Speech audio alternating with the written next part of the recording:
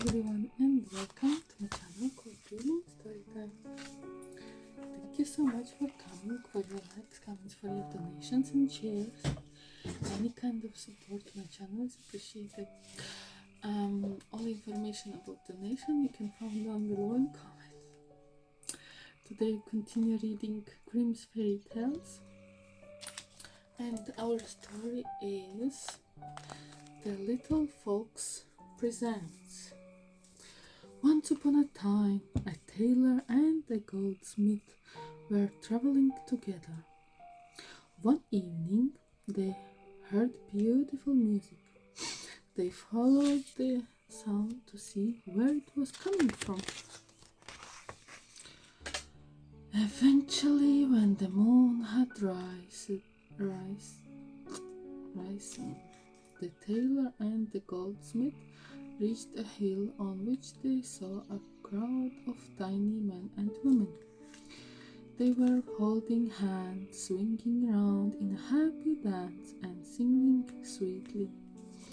In the middle of the tiny people sat a tiny old man.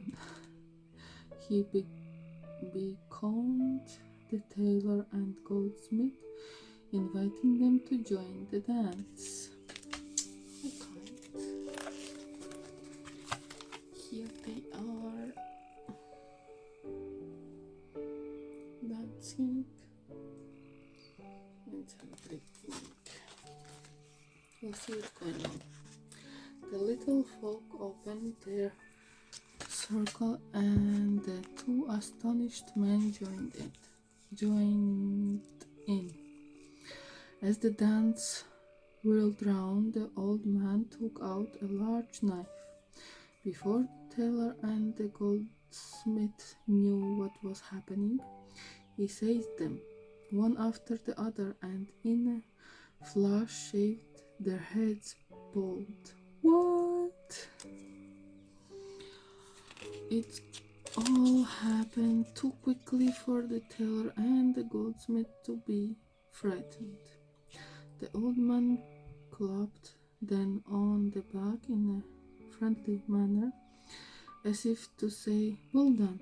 He pointed to a heap of coal nearby, signaled that the men were to fill their pockets.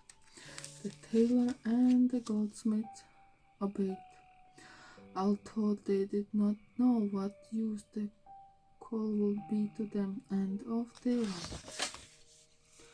Down the road once more, the two travelers soon found an inn. Totally exhausted by their strange adventures, they sank into their beds and fell fast asleep. In the morning, the tailor and the goldsmith were astonished to find that their hair had grown back, thicker than ever. They were even more delighted to discover that their pockets were filled not with lumps of coal but with gold. The two men were now rich, but the goldsmith was greedy. That evening he left the tailor at the inn and hurried down the road back to the hill. There were the tiny folk dancing just as before. Once again the old man signaled for the goldsmith to join in, then shaved him bald and indicated that he should take some coal away with him. The man not only stuffed his pockets, he also filled two bags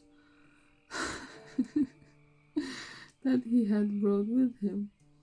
Then, very pleased with himself, he set off back down the road to the inn. Next morning, the goldsmith hurried to examine his pockets and bags.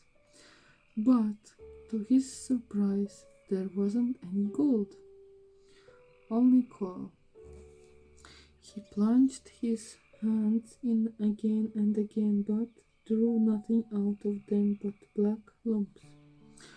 "How disappointed he was. Oh well, at least I still have the first lot of gold I collected, he said to himself, and went to examine that.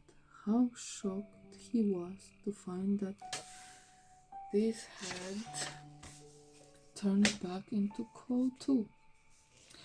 At that moment, goldsmith happened to catch sight of himself in the mirror. Not only was he still bald, he now had a huge bump upon his back. Then the goldsmith realized that he had been punished for his greediness, and he began to weep and wail. The tailor comforted him, saying, "My friend, don't be upset. I'll share my rich with you." And so he did. Oh, this is